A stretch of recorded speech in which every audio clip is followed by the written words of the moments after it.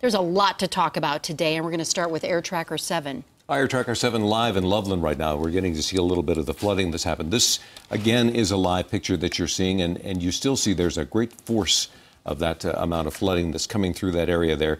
The town has been so affected by all of this, and we've been watching the video from this morning. We've been hearing from the officials who are trying to figure out how they're going to be able to help out their residents there. Look at the size of the source of that water as it pours across there. They are having a very difficult time trying to get everybody where they need to be in terms of helping, but golly, they're starting to see some blue sky in, which is huge for them. Where the AirTracker being up is huge. Being able to get the military helicopters up is huge, and they're making some progress. It's just slow.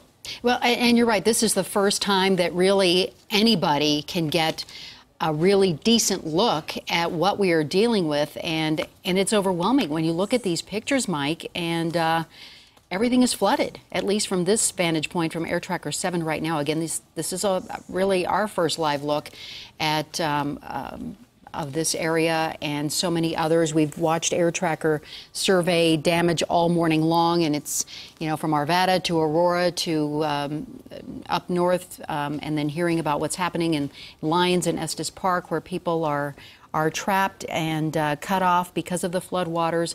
It's just pretty overwhelming to take a look at these live pictures to see what folks are dealing with today. And you can understand then why they're telling people to stay home or to stay out of the areas, and so many areas that the list is very long. We've been, of course, telling you about what's going on over the past few days, staying on the air many hours at a time, trying to pass on the very latest information that we get. But again, all of this is through the stuff that we're getting from social media, which of course the authorities are now using to get information out to us, as well as email and that sort of thing, and phone calls.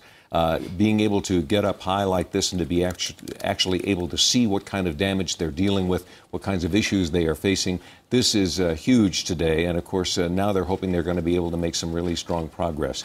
AirTracker at this point is walking around. Let's see, that's a part of a road that looks like it's washed out there. Am I correct there? Well, it certainly looks that way, but it's hard to tell.